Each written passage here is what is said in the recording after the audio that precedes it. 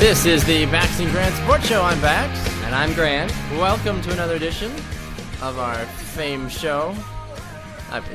Pretty famed, I think. I mean, we've got a highly famed. You know, we were at the NFL Honors. We were at the Super Bowl. We had wild parties. It was Yeah, sat right next to Aaron Rodgers. Yeah, what a guy. Had a great time. Got to see J.J. Watt and Mark Sanchez. I don't know if I should brag about that. I don't know why he was there. I was right? like, Mark Sanchez, what are you doing there? Exactly. This is for elite players only. Oh, there it is. Anyway, welcome to another edition of the Bax and Grant Sports Show.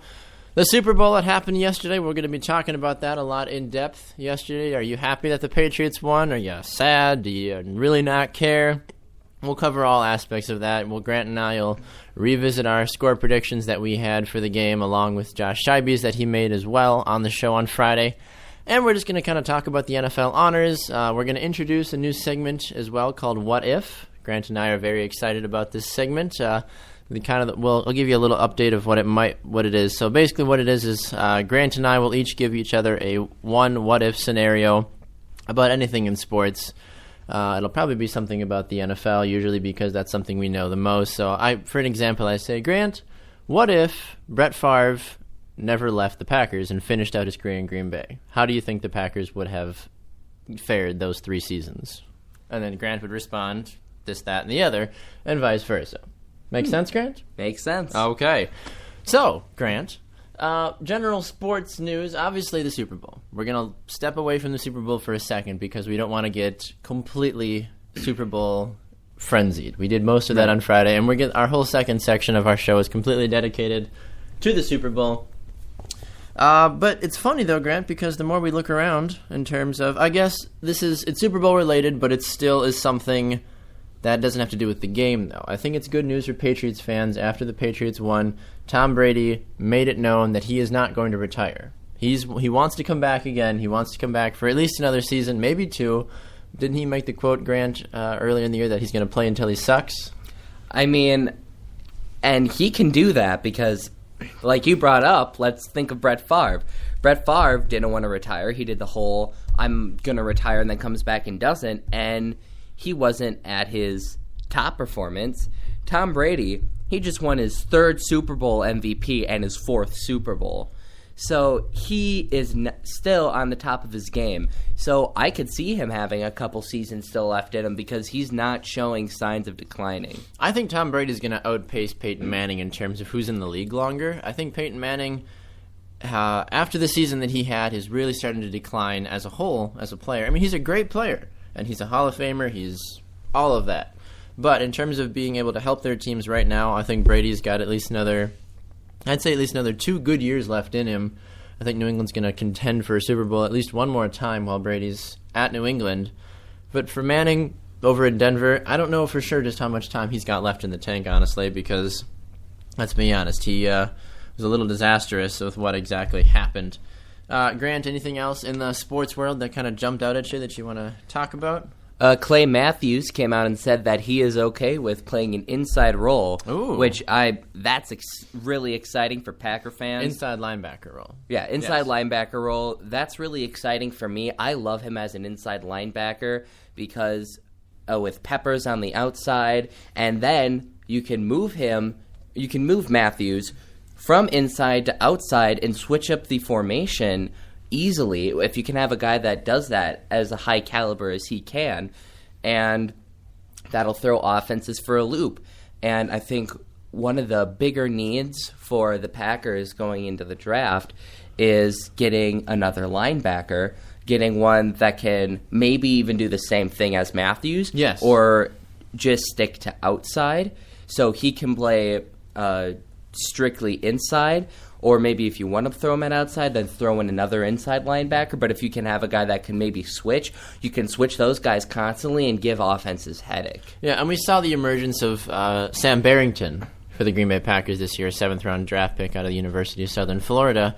A classic case of Ted Thompson saying, I'm going to draft this guy, we'll see what happens, I like his talent, don't hear much about him from him all season, and then the last 4 or 5 games of the year, he really comes out of nowhere and really steps up and makes a name for himself, and he was a starter for the last few games of the season, and I really like him. He's a young kid. I think he's only a rookie, or he might even be, even 2 years in the league. So he's got a lot of time on his side.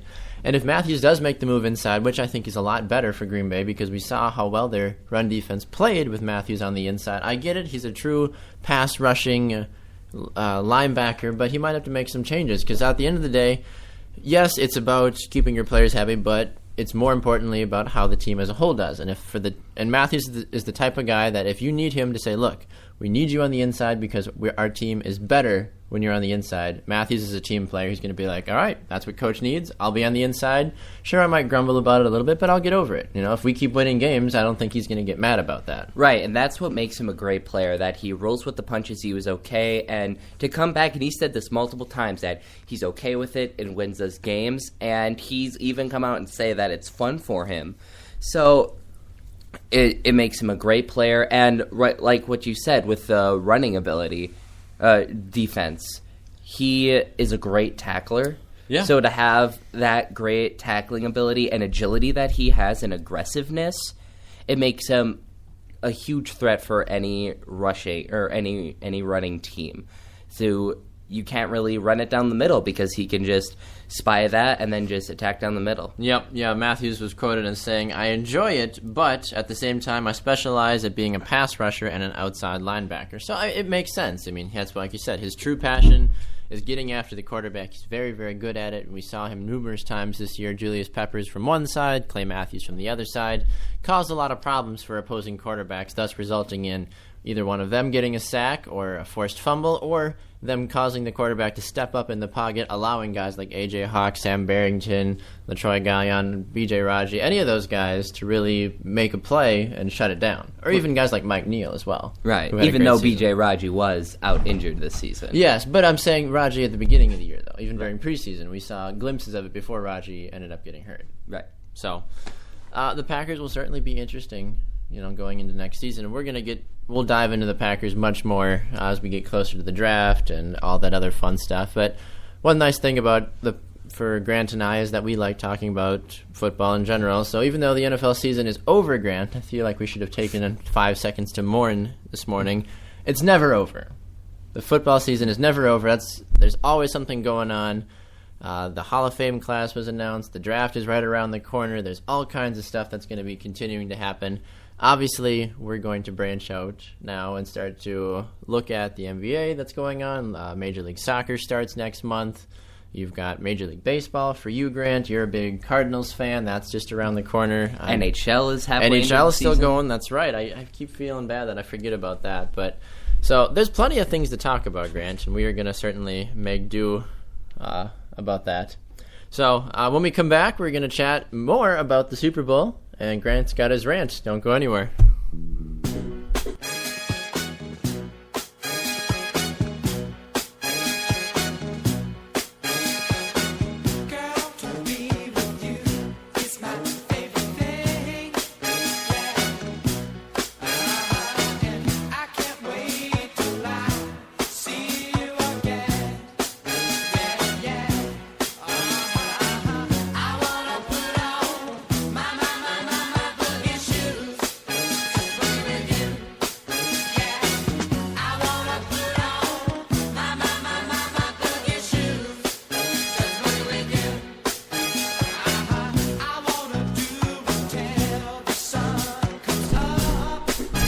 Welcome back to the Bax and Grant Sports Show. I'm Bax. And this is Grant. Are you sure? I am sure. Okay. That's Grant. Good to know that nobody Don't question it. I wouldn't dream of it. Even though I just did, but that's completely irrelevant, Grant. Grant, the Super Bowl. Are you excited? Were you not entertained? I was thoroughly entertained at the last couple minutes. That's about it, yes. Aside from the last, 5 minutes, 6 minutes of the game, there was not much to really be excited about. It was scoreless at the end of the first quarter, Grant. This is the Super Bowl, the two best teams in the NFL, and it was scoreless at the end of the first quarter. And then they both scored 2 touchdowns, making it 14-14 at halftime. And then we saw Seattle jump out to a 24-14 lead at the end of the third quarter. And then it was the golden boy, Tom Brady, leading the Patriots from their dismay, their confused state. They fought back against the Seahawks' gypsy voodoo magic that somehow always works in their favor, and they took them down and became Super Bowl champions. Yeah, it was kind of a fairy tale Super Bowl because it's Tom Brady comes out. He doesn't play extremely well. He throws a couple interceptions that were his fault. 2 interceptions, yeah. They were both his fault. Yeah, they weren't good throws. And they were down, and then they needed him to come back in the fourth quarter and put 2 scores on the board. Yeah, and he stepped up. Yeah, and they did, and they even got a little razzle-dazzle from the defense. Yeah. With that game-saving interception. You were talking about it. There was a screenshot of the receiver having 5 yards of space. At least 3 to 5 yards, but it was plenty of room, and there's no reason why Russell Wilson shouldn't have thrown that ball. I think you show that screenshot to all 32 starting quarterbacks in the NFL, and they all said, yeah, I would have thrown that pass. Right, and it was just a fantastic athletic effort to get that ball. So just an incredible play overall by the Patriots defense to make that interception. Tom Brady though. Tell the fans his numbers because he was the MVP, his 3rd Super Bowl MVP. Yeah, he had 328 passing yards, 4 touchdowns with those 2 interceptions that came earlier in the game. At least, actually, I think one came a little later. One came in the second half, yeah. Yeah, I think it was the third quarter. But the first one was, but they were both fairly, well, at least the first one was, they were down in the red zone. Yes. And that was a touchdown that the Seahawks took away. And like we were saying going into the game, for the Seahawks to stay in the game, if they wanted to win this game, their defense needed to step up. And for the most part, their defense did with 2 interceptions and an elite quarterback like Tom Brady. I mean, that's no easy feat. No. But if you wanted to win, you just needed to get one more touchdown stop, and they didn't do it because, like we were saying, the Seahawks offense is not as explosive as the Patriots They offense. really aren't, no. And we saw that numerous times yesterday. Going back to the Brady interception for just a second, I found it very ironic. The first one, he threw the interception to Jeremy Lane, which was the same guy, Grant, that you'll remember was trashing Rob Gronkowski, saying he's not a very good tight end. So here's how this works. Brady throws the ball, Lane intercepts it, gets decked at like the goal line, shakes off the tackle, breaks another tackle, starts running up the field, and then literally gets destroyed out of bounds. And he's hurt. He doesn't come back for the game.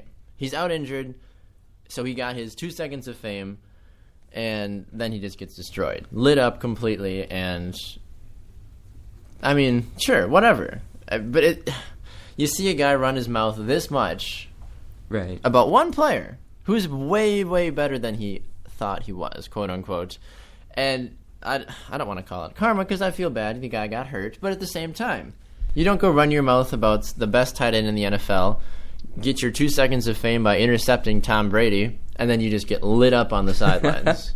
Yeah, I'll call that karma. I'll go out and say You're that more it's heartless karma. than I am, Grant. Go ahead. When you told me that was the same guy, I just started chuckling because I just thought it was that was just, and it was what he deserved to call somebody like that non-elite tight end or player, and when you haven't done anything really in your career. Yeah. So yeah, I will call that karma. Good. Go right ahead. I know that 2 performances from this game that really stood out to me were Julian Edelman and Chris Matthews, wide receivers for each respective team. Julian Edelman, we joked about it, Grant, but we can talk about it. We talked about white power in terms of the white. It's not a racial thing. It's the terms of that you don't see a lot of dominant white wide receivers in the NFL. That's not a hit at anybody. This is not a racial anything, but it's the honest truth. You ask any NFL fan to name 5 white wide receivers in the NFL. Jordy Nelson's the first one. You're probably going to think of Wes Welker as the second one, and then if don't closely follow the game, it kind of drops off from there. Do you say Eric Decker? Do you say Julian Edelman? Do you say Danny Amendola?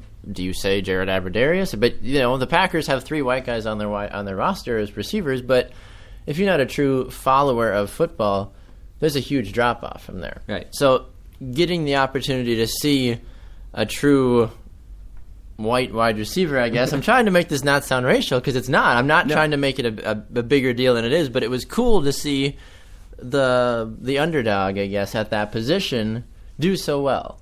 He had 9 catches for 109 yards. He averaged 12 yards a catch, which is very fantastic. impressive. Yeah. And then he had a touchdown, which was one of the later touchdowns in the game that really helped seal the deal. And then you flip it over on the other side. Chris Matthews. His first catch of his career, Grant, is a 45-yard bomb down the sidelines in the Super Bowl.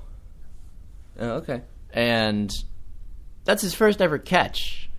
The first ever time Chris Matthews is written in the stat book is in the Super Bowl. Right, and in December, he was written off of the practice squad by Seattle. So he didn't play most of the season with the Seahawks. He was just in their practice squad. He was working at a Foot Locker, Grant. A Foot Locker! And he goes and has a 45-yard catch in the Super Bowl and goes on to have one of the best games, well, I can't really say of his career because that was probably like the only real game he's played of his career. He has 4 catches for 109 yards and a touchdown. Well, yeah, his first one was for 45, and then his second one was the touchdown. Yeah. Yeah. And then I believe his third one was crazy ridiculous, too. Like, it was another long bomb. Yeah. Like, it was every time this kid was making a catch, it was something extremely ridiculous. Yep. And it was like, okay, Patriots, are you going to respect the guy? Are you going to finally cover him?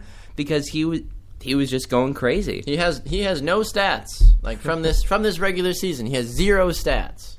He is a rookie out of Kentucky, but aside from that, he has no stats. He hasn't appeared in any other game. He did recover the onside kick that helped them beat the Green Bay Packers in the NFC Championship game. They did mention that. Yes, I know, flip a table, Grant. We're still upset about it. But that's it. Even then, people were like, oh, and the kick was recovered by Chris Matthews. Nobody cares about the hands teams during those games. They really don't. As long as you recover the game, the punter could have been out there and recovered the dang ball. Nobody cares. So he still was irrelevant going into the Super Bowl, and then all of a sudden Seattle's like, whoa, we've got a pretty fast guy, that can do some damage. He's 6'5", 218. He's going to get up there if we need him to. And sure enough, he did.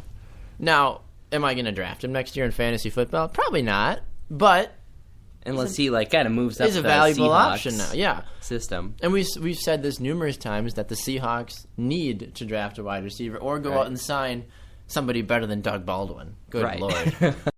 Well, there was a little package a couple hours before the game that they were talking about Seattle's offensive weapons, and they listed him as one of them because he's their number one slot Grant, receiver. Would you read Doug Baldwin's stats for me, please, from the Super Bowl? His stats was 1 reception with 3 yards. It was a touchdown, but one more time. How many times did their best wide receiver? What did he do? He had 1 reception for 3 yards. Got it. I mean, I understand it was a touchdown, but still, the entire game though, you only get 1 reception. He was targeted once. Yeah, during the game. You need more. You need to break free. You need more from your first wide receiver. Your first wide receiver. Oh my gosh. How do you have a first wide receiver that is considered to be great? It's not. I think he was in the mid 40s in the NFL, to finish off the NFL season this year in terms of stat production. How does your number one wide receiver get the least amount of targets? I think Darrelle Revis was covering him, but still. Throw the man the ball if he's your best receiver. Rob Gronkowski the Legion of Boom was all over all the Patriot wide receivers, and they all had a great game. Every Patriot receiver had a good game. And if you're the number one receiver, you're going to be expected to have the number one corner on you. So if you're going to be that good, you're going to expect to have some of the best defenders on the league on you. And if you can't handle it, then you're not the greatest. They're not. They're really not. And we'll probably have to dive into it a little bit later at another segment in terms of who the free agents are that Seattle should start to look at in terms of wide receivers. But, it's sad. How do you... Seattle, I understand. You're mourning, and I get that. You're sad. You had fate on your side, whatever. You got really lucky in the playoffs. Here, we'll indulge for a second. There are a lot of good people that the Seahawks could draft or could sign from free agency if they want to. Will they? It's hard to tell. Right. You don't know. I don't know Seattle's cap situation off the top of my head, so I can't tell you how much they've got. Guys that stand out to me, though, Baltimore's Torrey Smith, Dez Bryant, Demaryius Thomas, Wes Welker, Randall Cobb, Hakeem Nicks, Reggie Wayne, Cecil Shorts, Jeremy Macklin, Kenny Britt. There's enough guys out there, elite or not, that could still give them better options at wide receiver than Doug Baldwin. Right. And just to make a note, these are all guys that have yet to be signed. They're maybe not technically free agents until they are re-signed, but these are guys that are a possibility if their teams decide to let them go. They're all listed as their contract ran out this season, so they're all listed with a free agent. Obviously, guys like Randall Cobb, Des Bryant, they're more than likely to get re-signed by their teams. But you throw enough money at anybody, Grant, and they'll come. Yeah, if NPR wanted.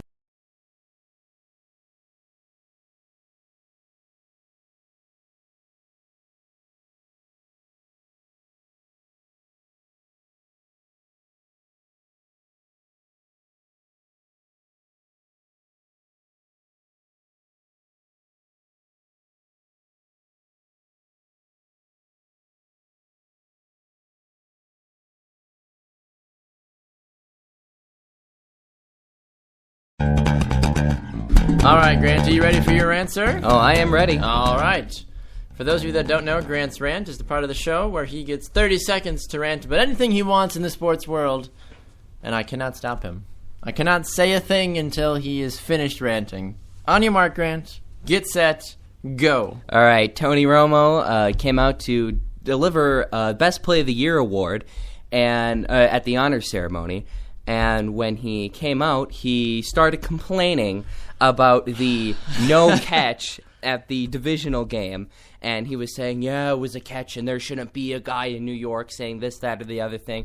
I'm like, come on. The game was 3 weeks ago. You're here to honor somebody who made a fantastic catch, by the way, and then you're just rubbing your own politics in it. Oh, my gosh. Time's up. I couldn't help but resist to sing Let It Go because he needs to let it go, Grant. He does. Oh, my goodness. Well, Grant, we're going to take a fast break. When we come back, NFL honors and what if? But just to celebrate the Packers season as a whole, we're going to play a little bang on the drum during the commercial break. I'm okay with that. Don't go anywhere, folks. Bax and Grant Sports Show next.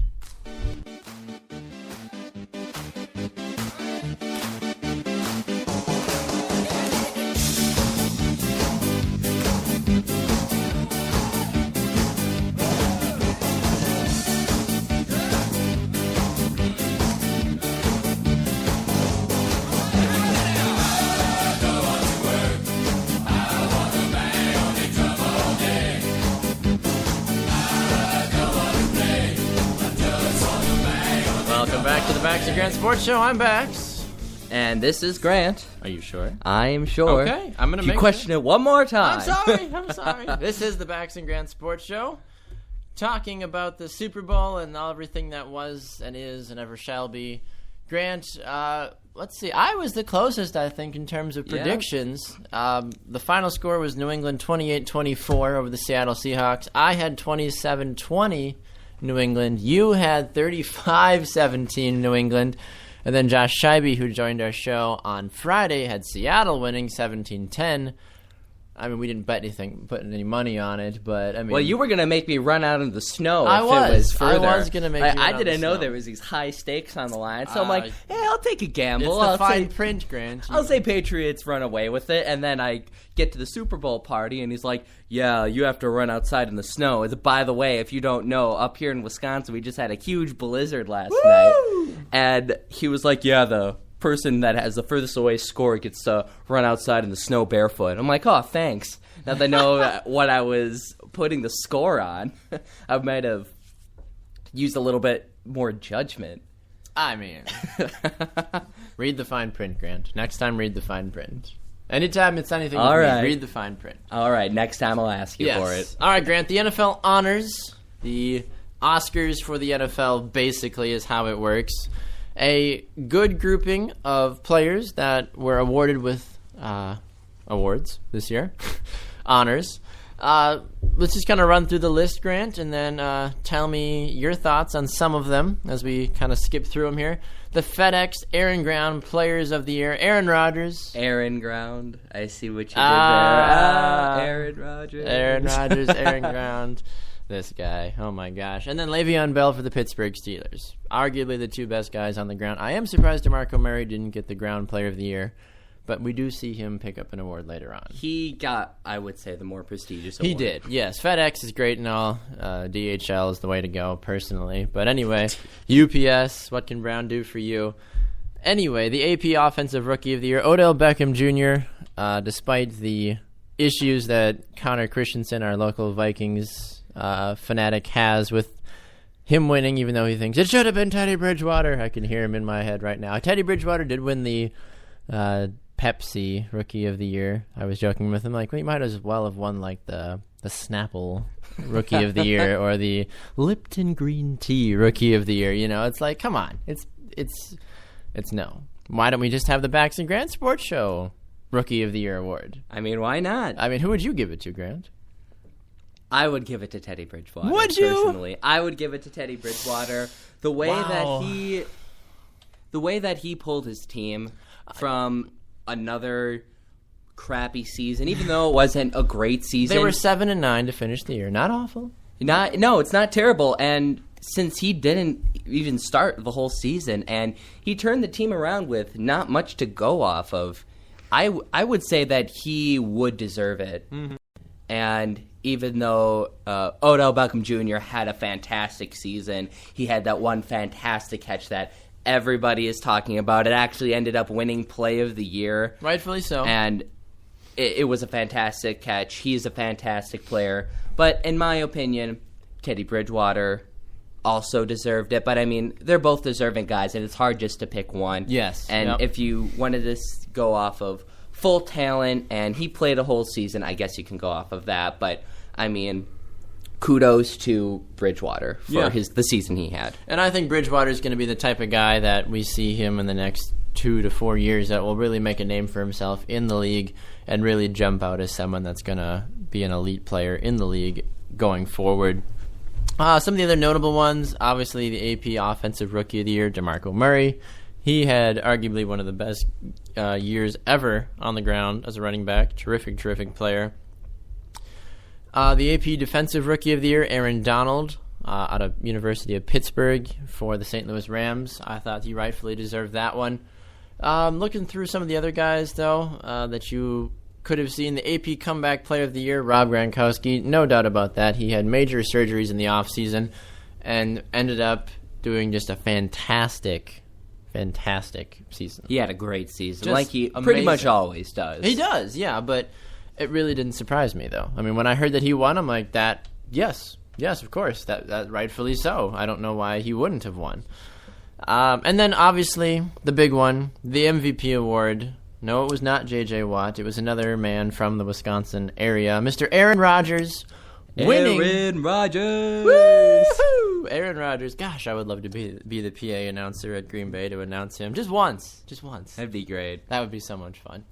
Anyway, Aaron Rodgers wins his second most valuable player award in his career. He won it back in 2010, I believe. Yes. So his second MVP award in the last 5 years, Grant. Not bad. No. Not bad at all. Not bad at all. Not bad at all. Will we see Aaron Rodgers in the Hall of Fame? Oh, no doubt about it. Okay. If he still has this dominant of a career, I would say... Even if we see, hypothetically, Aaron Rodgers just tanks next season, just done. Rest of the next 5 years, he's just awful. Still goes to the Hall of Fame? I would think so. Yeah. Based off of how well he's done. He won a Super Bowl in his third year starting quarterback for the Green Bay Packers. Yep. That's nothing to shy away from. No. Sure, his first season, they went 6-10. That was kind of just like getting used to the Growing system. pains. It happens. Right. Second season, they went to the playoffs and lost in a very close shootout against the Arizona Cardinals. It was the highest scoring playoff game in NFL history. Yep. In NFL history. Then the third year, they won the Super Bowl, and they've been to the playoffs every year since they lost to the Cardinals. So, starting quarterback, he's only missed the playoffs once. Another thing that makes him an outstanding quarterback is they show numbers, him next to Favre. Yeah. And Favre is no doubt a Hall of Fame quarterback. Yep. No doubt in my mind. He's a first ballot Hall of Famer. I would say so. He'll go in next year. I would imagine. And but anyway, if you look at the numbers, the big thing that separates them is their touchdown to interception. percentage or like how many interceptions they throw per pass. Some point during the season, Rodgers had like 200 plus or 300 plus throws without throwing an interception, and you always see every season how many interceptions he threw. He threw 5 this year. He only threw 5 interceptions through 18 games that they played. That is ridiculous. That is rare to see in any quarterback.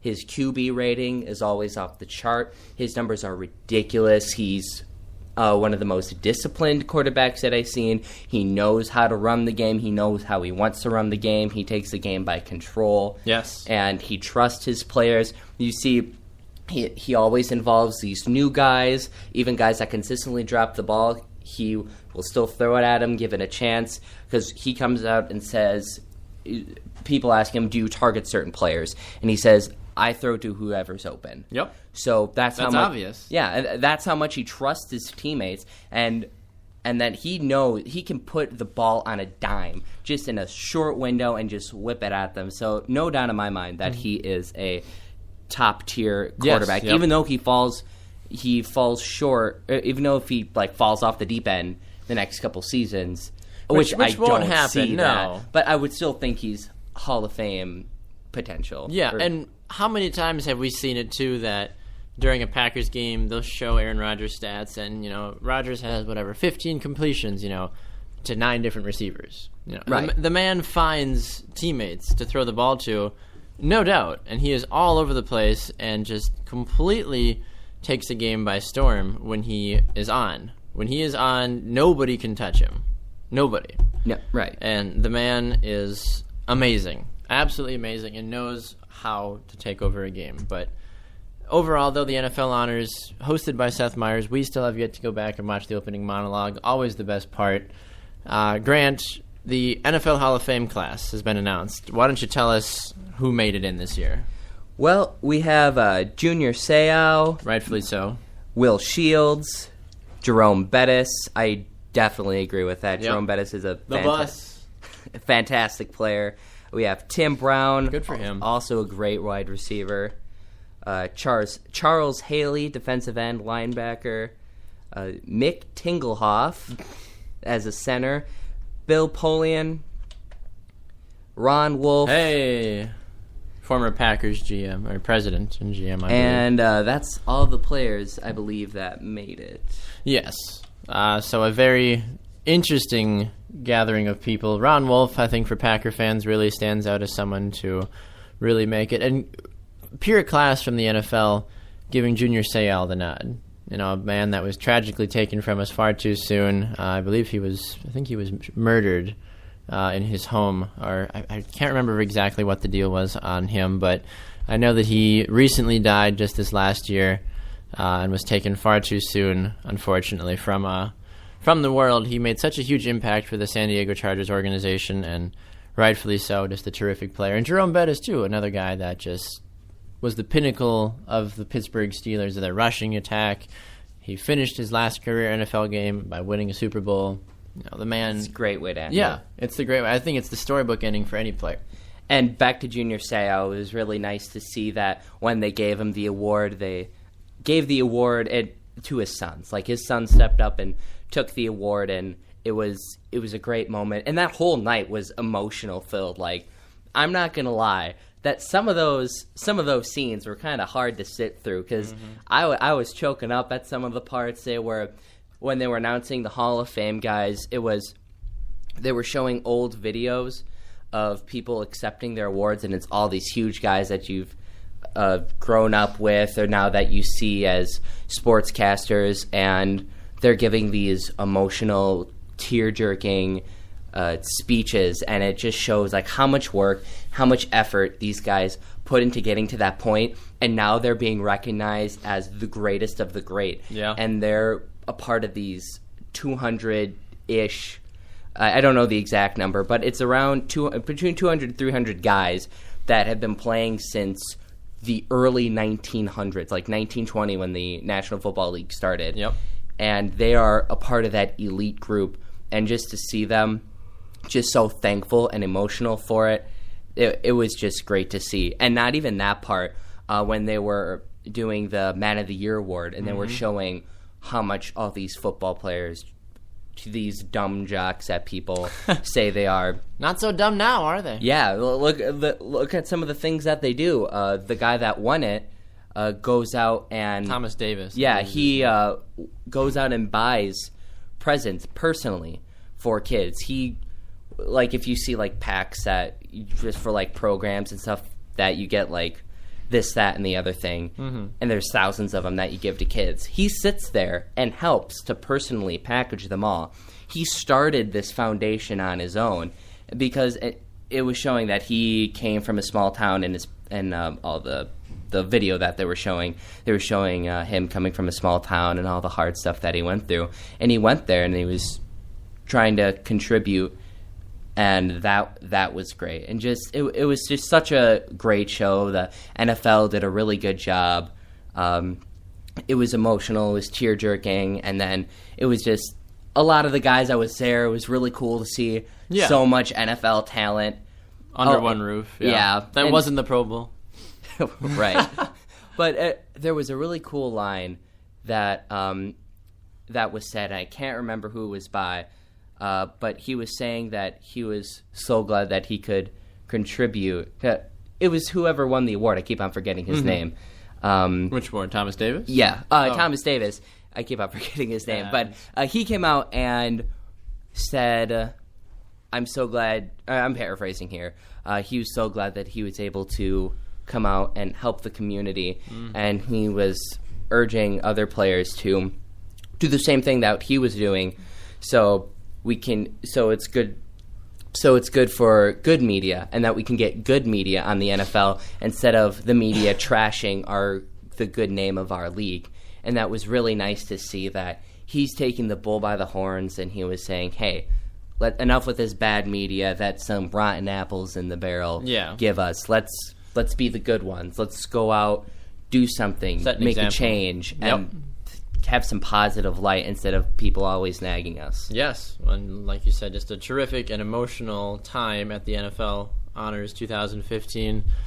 Much deserved. A lot of players really deserved it. Bruce Arians winning the Coach of the Year. Right. Definitely deserved that one. Yeah. I know some people were like, but the Cardinals didn't do very well. Yeah, they did compared to how they've been. Look, if they would have been with Carson Palmer all year long instead of their third-string quarterback, this Cardinals team would have been on a whole different place. Right. The Panthers probably wouldn't have won that first game. People probably would have been giving them the nod. Yeah.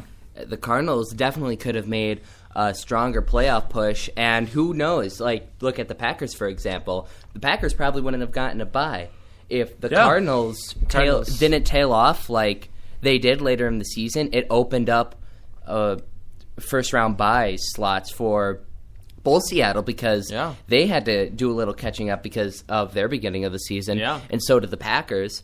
And it opened up slots for both of those teams, and who knows? We might have had to play, or they might have had to play a tougher wild card team. Yeah, so it's never easy to understand why things happen the way they do, Grant. But it's just kind of how it goes sometimes in the world that is the NFL.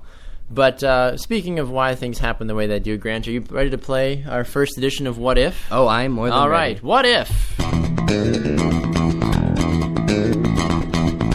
All right, Grant, like I said, the way What If works is that we will each give each other one scenario that has happened in the sports world and say, what if XYZ never happened, or if this had happened instead, now what? Kind of a thing. Okay. Make sense? Makes sense. And we'll work out the kinks as we go through it. But so I will give you the first question, then you ask me one.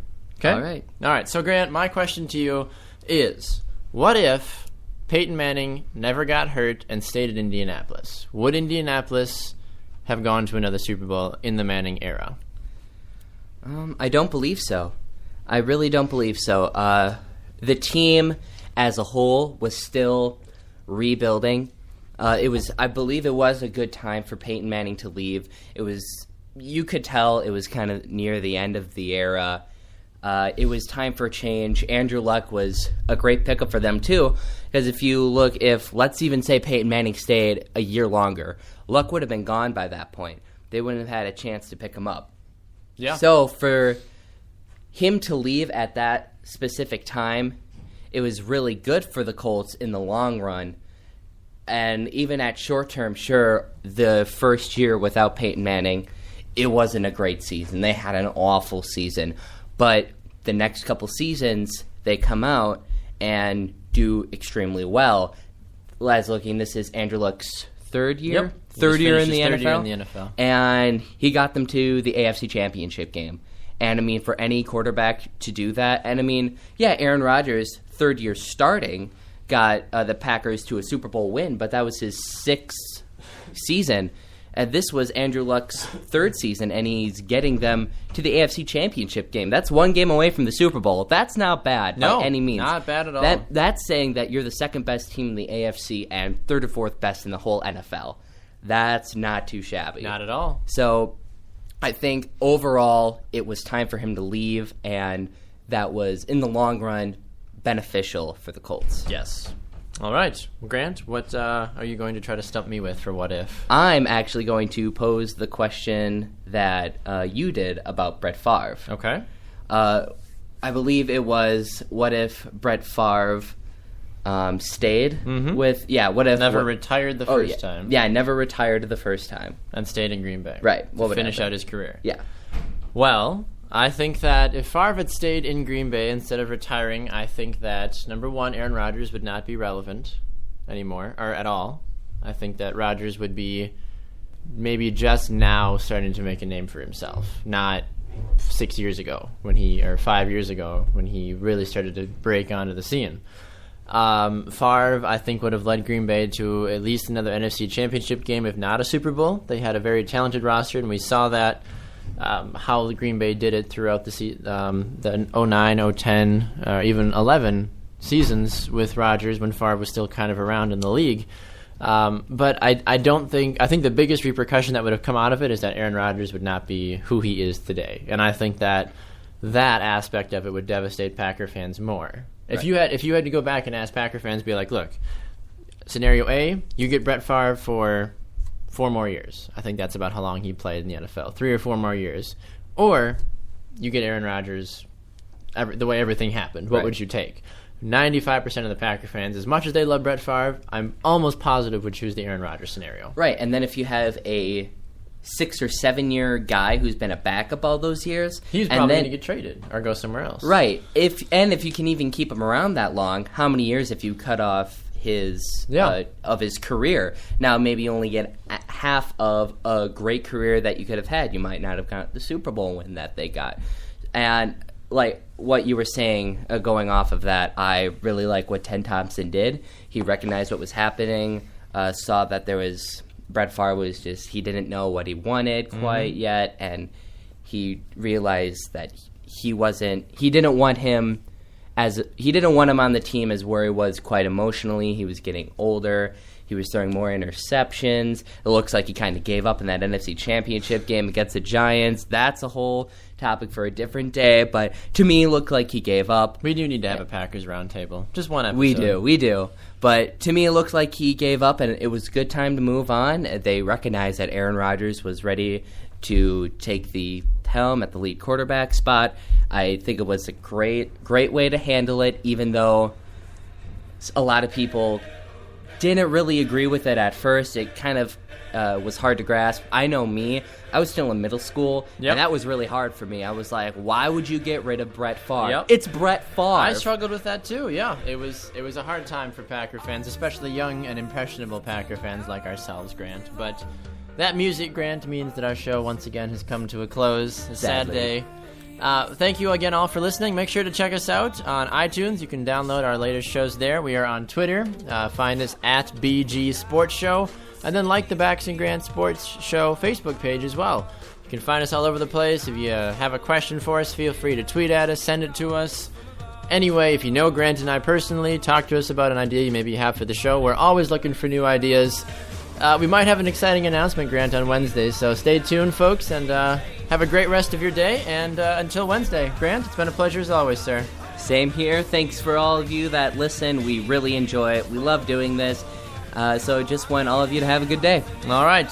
For the Bax and Grant Sports Show, I'm Bax. This is Grant. And we will see you on Wednesday. Have a good day, everyone.